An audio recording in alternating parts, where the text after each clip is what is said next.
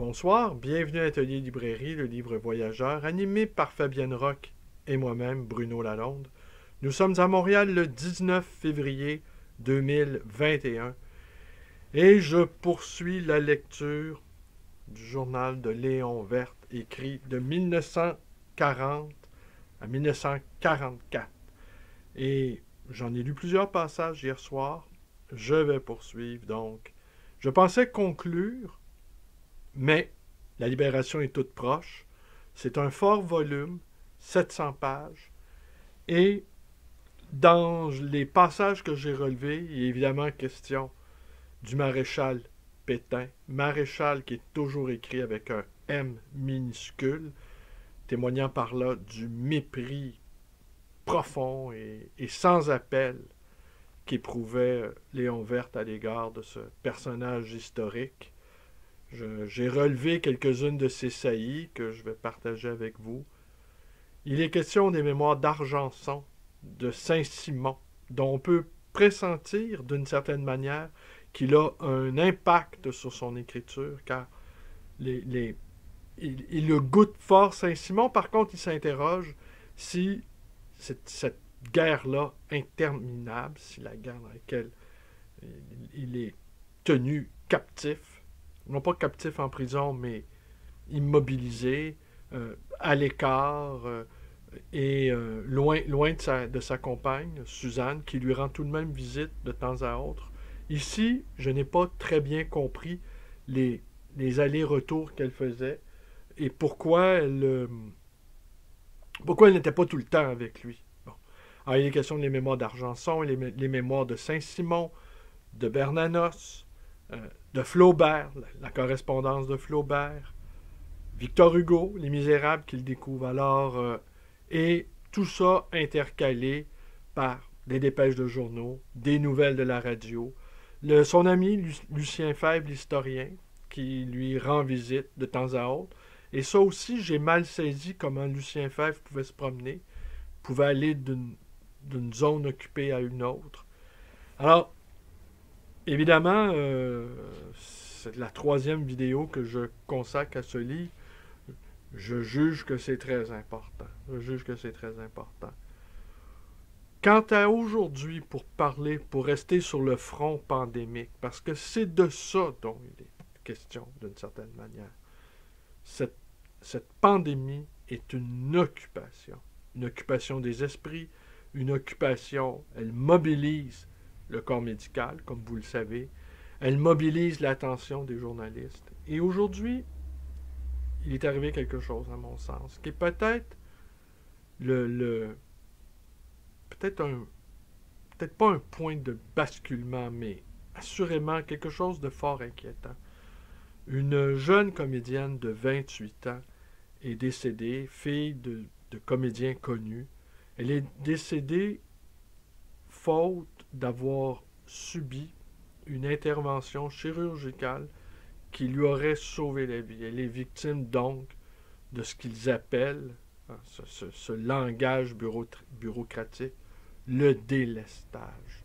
C'est presque positif, hein? On se déleste de certains problèmes, on se déleste de certaines tâches, mais dans le langage médico-bureaucratique, ça veut dire qu'on ne procède pas à certaines opérations.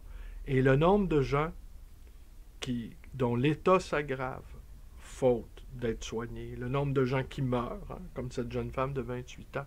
Mais cette jeune femme-là, maintenant, elle a un visage. Elle avait un visage, mais j'entends par là, elle a le visage de ce délestage. Et je pense que ça va marquer peut-être un point de rupture. Déjà, les gens sont épuisés, sont harassés, sont fatigués, sont démoralisés. Et c'est ça aussi, les langueurs de l'occupation. C'est ce que témoigne assez ce journal. Mais là, les horreurs ici, il y a des morts aussi par centaines par jour. La pandémie, depuis un an, a fait plus de 2 millions de morts. Les chiffres commencent à être astronomiques. Mais ce qui est terrifiant dans ce genre de choses, dans ce genre d'abomination, c'est qu'on s'y habitue.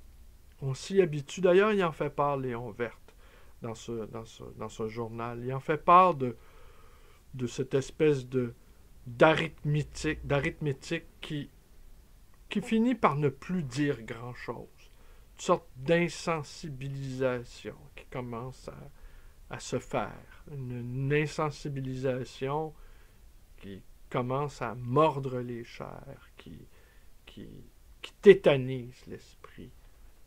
On se rappelle au début de la pandémie des premiers morts. Hein. Même le premier ministre, Legault, offrait ses condoléances aux familles. Il ne le fait plus. Les condoléances étaient senties, mais maintenant, même les condoléances s'effacent. Et au Québec, on a franchi le seuil des 10 000 morts. Mais je crains fort que cette jeune comédienne, aujourd'hui décédée, eh bien, devienne figure de symbole.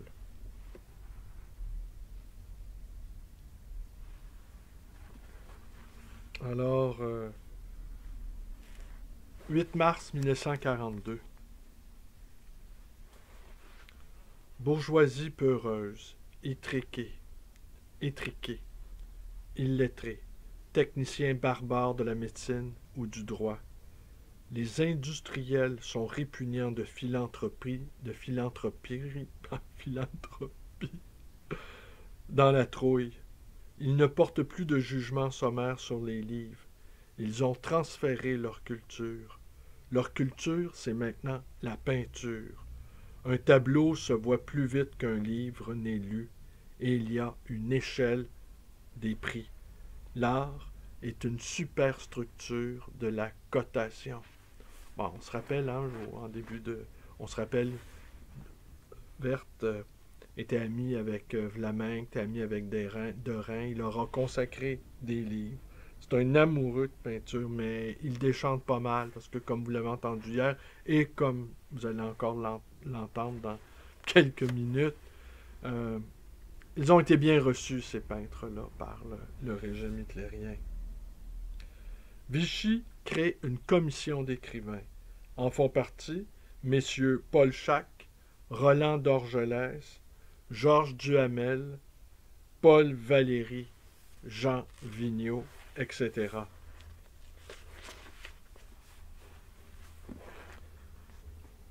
Le 1er avril 1942. J'apprends de V qu'on a pu trouver un seul universitaire pour signer un texte de protestation contre le bombardement de Billancourt par les Anglais. Mais souvent, j'aurais souhaité que l'université témoignât d'une résistance plus ouverte et d'une plus grande irritabilité. Je dis que si la Sorbonne et le Collège de France avaient fait grève ou débrayé, cela eût été d'un grand poids et pas du tout inefficace. Ils m'opposent d'excellents arguments. Les Allemands n'auraient été nullement intimidés. Ils n'auraient pas hésité à emprisonner les protestataires. De plus, c'était laisser les étudiants en panne. C'est résister à l'allemand que de faire bien, donc, subversivement son métier. Je ne suis pas convaincu. Je vois avantage à démontrer que le Collège et la Sorbonne ne peuvent vivre sous la domination de l'allemand.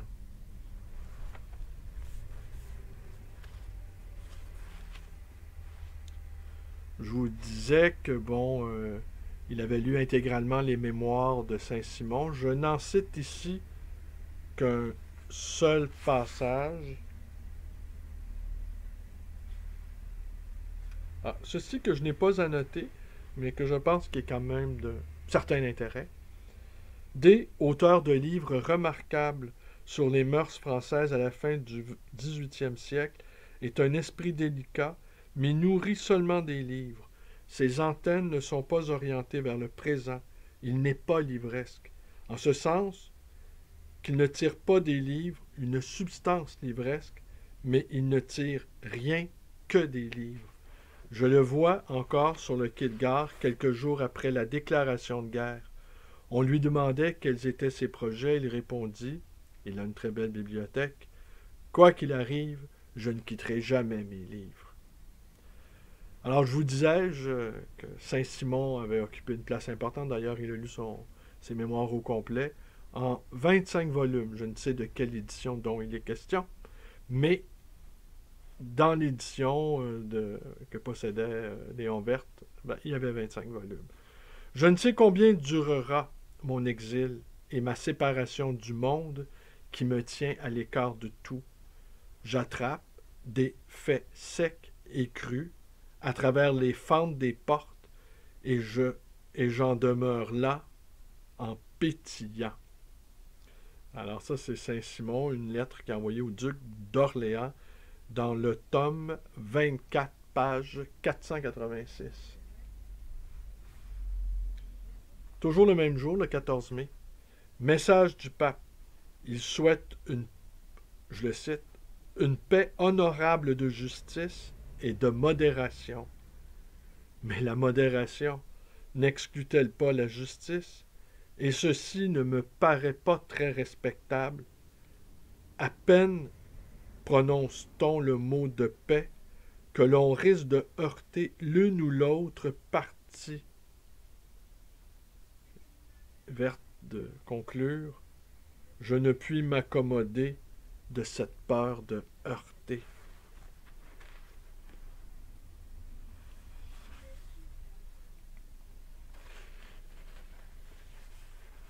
Ouais, cette fois-ci, j'ai mis des petits signets improvisés.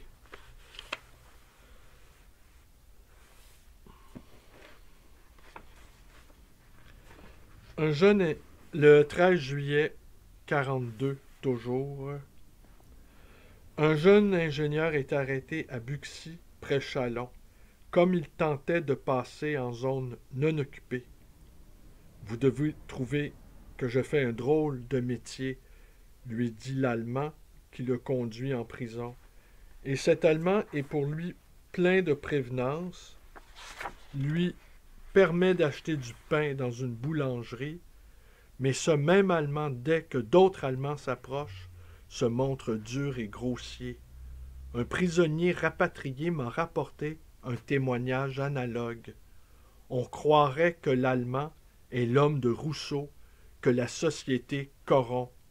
Il faudrait donc enfermer chaque Allemand dans une île déserte où il fabriquerait un kantisme.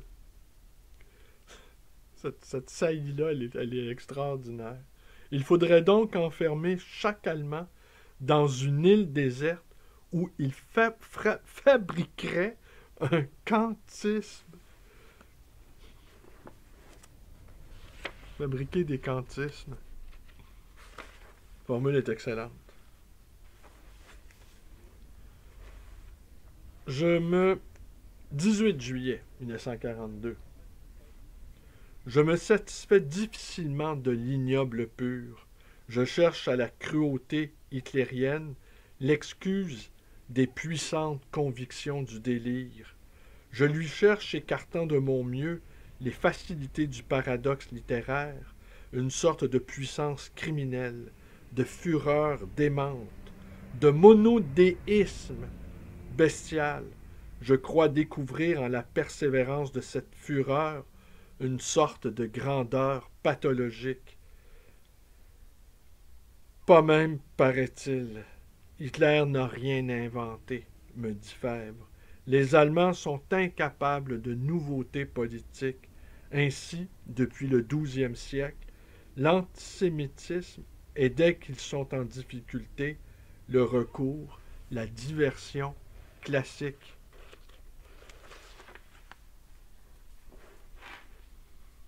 « 27 juillet 1942.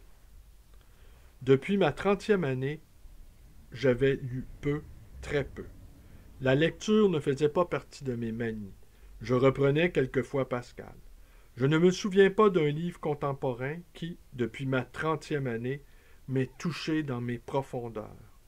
Privé des images et des excitations de la ville et contraint d'affronter les loisirs, les temps morts de la vie à la campagne et de la solitude, J'ai lu Saint-Simon et beaucoup de romans policiers.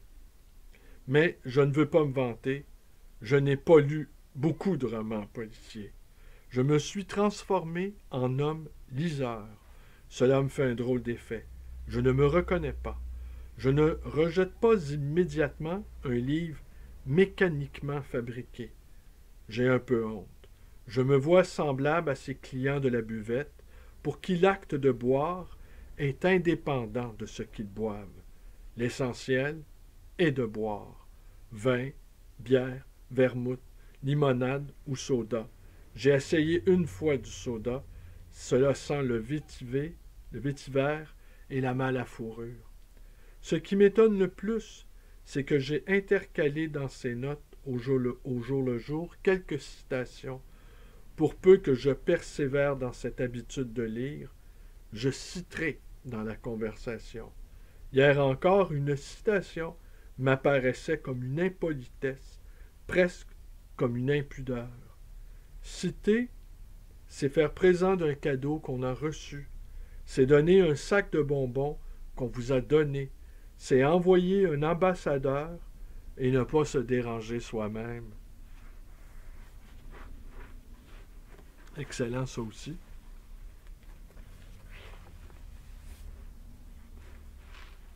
18 août. En Allemagne, on supprime, sur les monuments aux morts de la guerre de 14, les noms des Juifs. C'est un symptôme important. L'hitlérisme est puissant par la négation, fût-ce de l'évidence, par la confusion du signe et de la chose.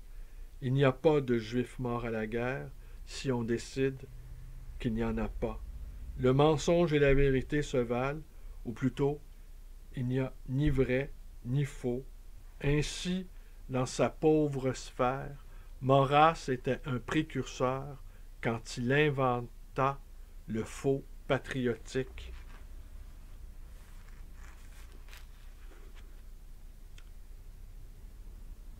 « 22 août 1942.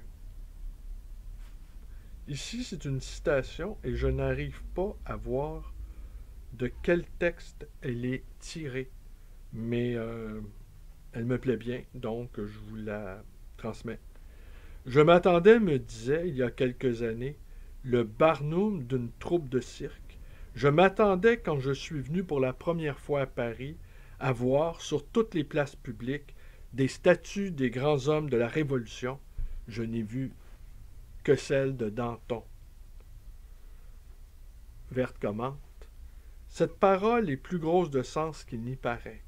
La bourgeoisie a vidé peu à peu de tout subversif sa révolution. Sa légende est pauvre. Elle a été basculée dans la plus inerte histoire. Elle est revenue histoire, désincarnée, thème lointain de manuels scolaires. Elle traînait une nécrologique existence et n'émergeait du passé mort qu'en quelques allusions rituelles de discours ministériels. Quant à la commune, plus proche, on en a comprimé et stérilisé l'histoire. Combien de Français connaissent la correspondance de Rossel, la pureté, le sublime de cette âme? Eh bien, évidemment, c'était Rossel dont il était question, mais sans aucune indication pourquoi il a cru bon de noter ceci dans ses carnets, dans son journal. Pétain est plus répugnant que les autres. Il joue la vertu et il ne court pas de risque. Il s'abrite de sa mort prochaine. Les enfants parqués au Veldiv. Hérode ne faisait que massacrer. Mais Hitler ajoute à l'atroce. Il multiplie la douleur par l'angoisse. Les parents qui ne savent pas si leurs enfants sont vivants ou morts. Ces orphelins dont les parents sont vivants. Comment est fait le visage de ceux qui poussent vers leur destination ces enfants? Que compteront-ils à leurs femmes, à leurs amis, de leurs activités du mois de juillet 1942.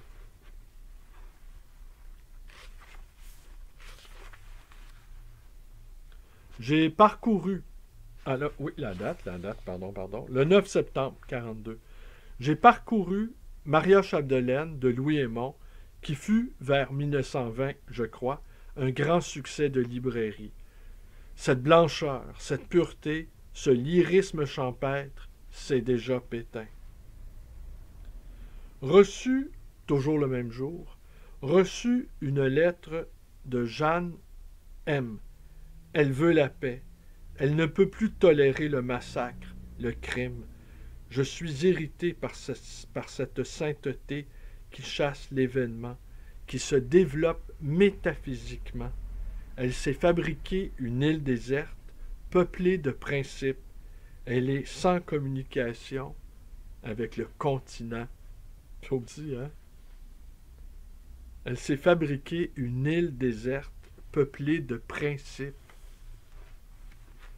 Alors, je vous dis, l'influence de Saint-Simon se fait sentir en ces pages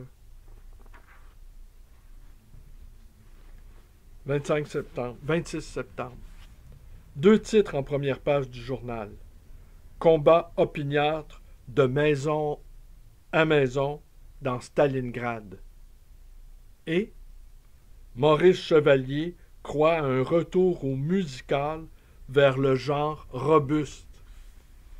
Ça s'invente pas, ça, hein? Le genre robuste. 5 octobre 1942. La radio anglaise aurait annoncé hier que 17 jeunes gens de moins de 19 ans avaient été fusillés à Angers. Vrai ou faux, le fait m'est transmis avec une apparente indifférence. Nous sommes prêts pour les grands massacres. La foule, en son inconscient, les accepte, peut-être les appelle. J'aurais envie de vous dire qu'on ressent ça un peu. J'aurais envie de vous dire qu'on ressent ça. D'abord, les grands massacres ont lieu. Le 12 octobre. J'ai souvent goûté autrefois la joie de ne rien faire. Elle ne me suffit plus. Je m'aperçois que je ne suis pas guéri de cette manie de lecture contractée pendant ces 2 dernières années, pas plus que l'habitude du tabac. Mais le tabac est inoffensif et souvent salutaire.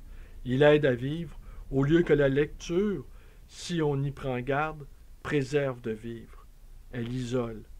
C'est la plus pauvre des évasions. Le lecteur passif rêve les personnages ou les idées du livre. Je trouve le journal d'un curé de campagne de Bernanos. Renouveau du catholicisme chez les intellectuels. Mais Bernanos, c'est beaucoup plus qu'un intellectuel. Cet approfondissement de la prière et de la grâce me paraît dangereux pour le catholicisme. Non, les murs des cathédrales sont solides, et les écrivains ne sont pas thomistes. Ils apportent des fleurs, et ils sont capables de s'enorgueillir de leur humilité. N'est-ce pas Bernanos qui se projette lui-même en ses prêtres, dont l'un est rude et militaire, dont l'autre est tout plein de Pascal? Je crois que c'est en Bernanos qu'est Pascal. D'autant qu'au dire même de Bernanos, ce prêtre de village n'a pas lu Pascal. Les curés de village me semblent plus rustiques et moins inquiets. Une admirable page sur la misère d'une pauvre femme de ménage misérable, et par surcroît de cruauté du sort, ridicule.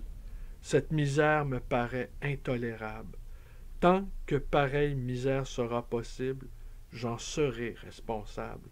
Ce n'est que grâce à ma complicité qu'elle est possible.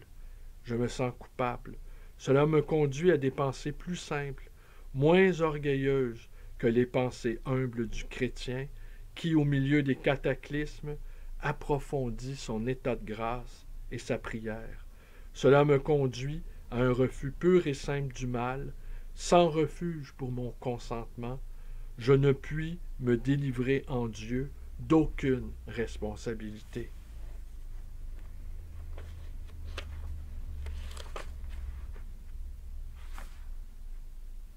25 octobre. Radio, obus, bombes, balles, canons, avions, mitrailleuses, Stalingrad, l'océan Indien, le Pacifique, la Libye, les avions anglais sur l'Italie et l'Allemagne. Des hommes réels, non pas des hommes de communiqué ou d'information, tuent et meurent. Je suis seul dans ma chambre, devant le coffre de la radio. La guerre vient à moi, dépouillée, nettoyée. Les blessés ne saignent pas. Les cadavres sont de statistiques. Je suis au-dessus de la guerre, comme un vieux dieu fatigué. 27 octobre. À entendre et à lire Lucien Febvre, j'ai compris que les différences d'époque n'étaient pas seulement de coutumes ou de techniques, qu'elles étaient intérieures à l'homme. Je lis Diderot. Ni les femmes, ni la poésie, ni la peinture, ni les larmes n'étaient alors ce qu'elles sont aujourd'hui. Alors ici, il y a le fameux voyage à Weimar de Jacques Chardonne, Drieux-La Rochelle, André Terrive. Je vous passe ce détail-là. Évidemment, il est outré.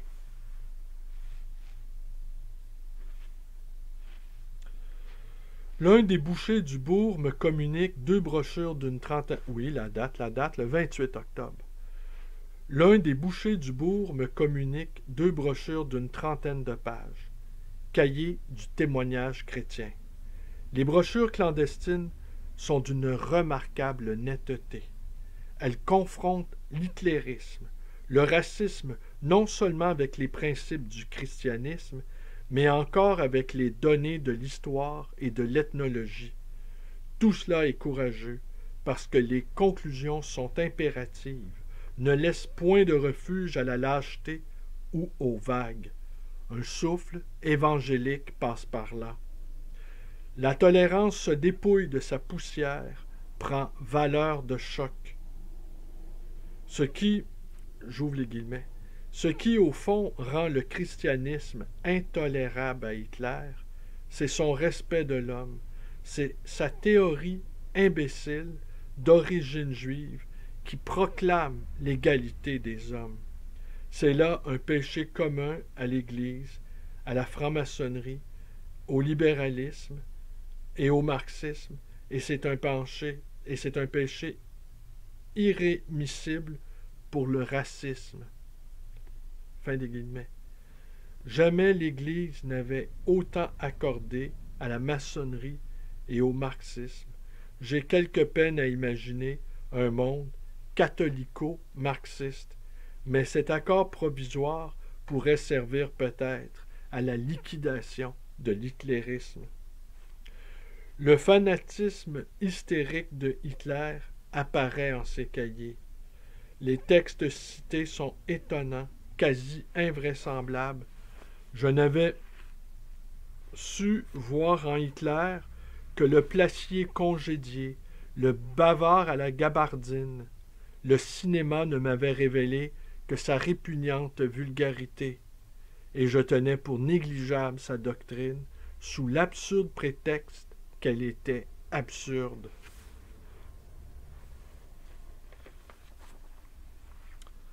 « 8 novembre 1942. Ici, j'ai simplement souligné une seule phrase, et en fait, tirée de son contexte, la conclusion d'un assez long chapitre, d'un assez long, pas chapitre, mais d'une assez longue note. Les Américains débarquent en Algérie. Les Américains débarquent en Algérie. Nous sommes en 1942. 20 ans plus tard, l'Algérie devient indépendante. C'est évident qu'ici, je ne suis pas historien et je méconnais totalement cette période, il va sans dire, mais c'est sûr que la présence américaine en sol algérien a fait bouger quelque chose. Hein. Déjà, la décolonisation, lui, vous l'avez compris, il était un ardent partisan de la décolonisation, et cela dès les années 20, donc 20 ans auparavant. Le 23, nous sommes toujours en 42. Le 22 décembre 1942, j'ai commencé Les Misérables. Je ne les avais jamais lus. Je ne savais pas bien d'ailleurs si je les avais lus ou non. J'aurais été tout comme un autre capable d'en parler avec une juste sagesse critique de professeur. Je comprends maintenant qu'un imbécile fin ne peut qu'en sourire. Le monologue de Champmathieu aux Assises est magnifique et même sans alliage de romantisme. Il y a dans Les Misérables un personnage incompréhensible pour les lecteurs d'aujourd'hui, un personnage qu'on ne peut rapporter à rien dans la vie et la pensée des hommes d'aujourd'hui, un personnage dont on ne trouve plus de traces dans la littérature d'aujourd'hui. Ce personnage, c'est Dieu.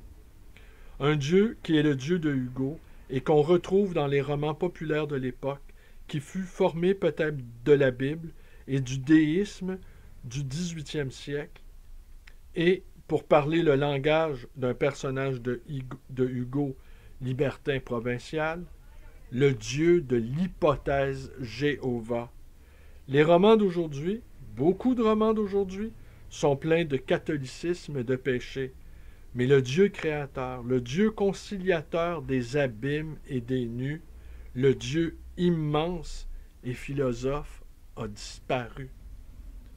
Le Dieu conciliateur des abîmes et des nus, le Dieu immense et philosophe a disparu. Admettez avec moi que ce sont là des formules extraordinaires de fraîcheur, de vivacité, d'intuition. Le 17 janvier 1943, là, on sent les Allemands s'enlisent à Stalingrad. Ils sont chassés d'Algérie. Ils sont chassés un peu partout. Rommel est en fuite. Et là, on sent la libération toute proche. Encore plusieurs mois de massacre, mais 17 janvier.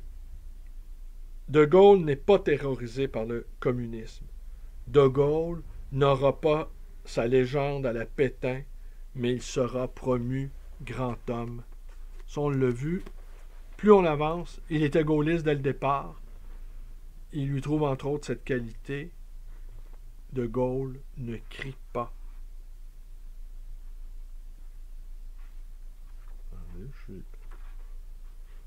Ouais.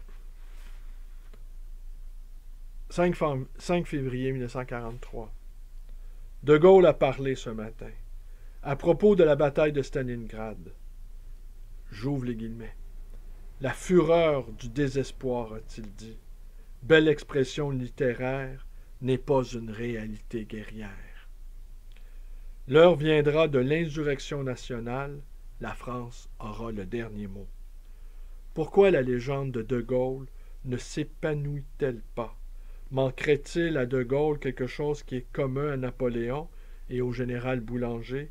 Ou bien la légende de Gaulle se cache-t-elle dans les cœurs et n'éclatera-t-elle, irrésistible au plein jour, qu'au choc de l'insurrection nationale? Eh bien voilà, je conclue avec une dernière citation. Bon, vous avez compris que Lucien Werth était devenu un lecteur. Il s'en défend, c'est assez étonnant. Aucune apologie de la lecture ici. Mais la lecture, sans doute, comme acte de résistance passive à des événements monstrueux, incontrôlables et événements auxquels ne peut participer Lucien Werth. Et là, il y a un trait d'humour. En tout cas, je conclue là-dessus parce que c'est très drôle. Je n'ose écrire ce qui suit. Dans les 100 premières pages de l'éducation sentimentale, il y a pas mal de phrases mal foutues, aux membres mal attachés, aux insertions douteuses, et dont le sens, si on s'en rapportait à la seule syntaxe, serait ambigu. Je n'ose écrire cela. Je n'oserais le dire à personne, sauf à toi, Flaubert, vieux. Et ne va pas t'en faire, d'un rien, cela peut s'arranger. Eh bien voilà, eh bien je vais poursuivre. Je poursuis demain. Mais demain, je vous assure, c'est terminé. On en aura terminé. Enfin, avec les nazis. Je vous montre le livre à l'écran, décidément. Hein? Alors, je vous remercie d'être avec moi. Portez-vous bien. Bonne soirée à tous. Et le démon tentateur ne sait plus s'arrêter. Voilà. Hein? Aujourd'hui, un ami qui me fait la bonté, la charité même, d'écouter régulièrement, sinon presque, j'allais dire, religieusement. Il ne faudrait pas écouter mes vidéos de manière religieuse, mais cet ami qui me faisait le plaisir de m'écouter, l'honneur, la bonté de m'écouter tous les jours, je disais quand même, ça intéresse assez peu de gens quand même. Oui, mais tu ne prêches pas dans le désert. Tu es quand même écouté. Ah ben, ne pas prêcher dans le désert. Hein?